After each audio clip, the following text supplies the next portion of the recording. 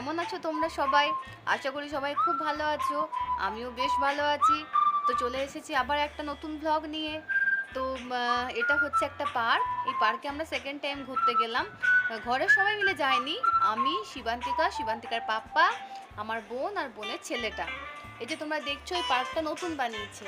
এটা নিয়ে আমাদের সেকেন্ড টাইম যাওয়া। ফার্স্ট টাইম যখন গেছিলাম তখন এই পুতুলগুলো বেশি ছিল না, তখন কয়েকটা মাত্র পুতুল ছিল। এখন আমি পুরোটা তুলতে তুলতে যাচ্ছি, খুব ভালো লাগছে দেখতে। দেখো তোমরাই দেখো কত সুন্দর পার্কটা বানিয়েছে। এখন সব জায়গায় নতুন নতুন পার্কগুলো বানাচ্ছে না, এটাও ঠিক ওই রকমই আমাদের এখানেই বানিয়েছে। আমাদের ঘর থেকে সামনেই যেতে হয়। জায়গাটার নাম হচ্ছে ঢান্ডার দিঘি।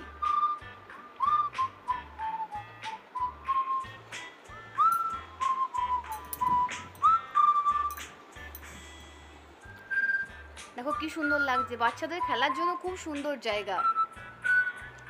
যতটা পেরেছি আমি কভার করার চেষ্টা করেছি, তোমরা দেখো।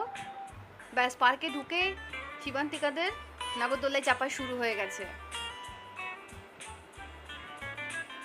এখনো অনেক কিছু হচ্ছে, এখনো স্লাইডিংটা হওয়া বাকি ছিল তখন।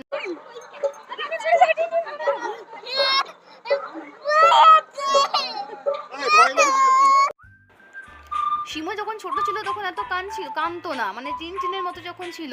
এই যে টিন দেখো কি সুন্দর হাসছে, বাই করছে, দোলনায় দুলছে। শিমু যত বড় হচ্ছে তত ওর ভয়টা কাজ করছে।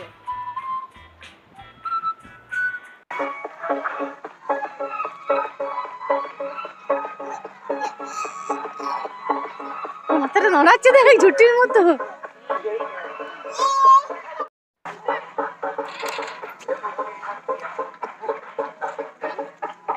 ধরে থাকো এখানটা। তারপর তো শিমু আর টিন খুব মজা করলো, এই গোল গোল করে নাগরদোলাতে ঘুরছিল। তখন ওইটা ওরা খুব এনজয় করেছে দুজন মিলে। তারপর ওদের একটু মাঠে নামিয়ে দিলাম। টিন দেখো ছুটে ছুটে খেলা করছে, শিমু দেখো বাপার কোলে এখনো বসে আছে। তারপর শিমুকে বললাম টিন খেলা করছে, তুমিও খেলা করো। তারপরে ও কোল থেকে নামলো, বাপার কোল থেকে। এই যে টিন ভাই কিরকম মস্তি করছে দেখো। ওদেরকে বলছি জাম্প করো, তখন জাম্প করছে। বলছি তুই হেঁটে এসে তখন হেঁটে আসছে, আর সঙ্গে সঙ্গে আমিও ছুটছি ভিডিও করার জন্য। এই যে লাফাচ্ছে দেখো, কিরিং কিরিং করে লাফাচ্ছে দু ভাই বোনে। তারপর লাস্টে ওদের দুজনকে একটা জায়গায় বসিয়ে দিয়েছিলাম, দিয়ে ওরা যত খুশি মন খুলে চিৎকার করেছে। এই দেখো চিৎকার শুরু করছে।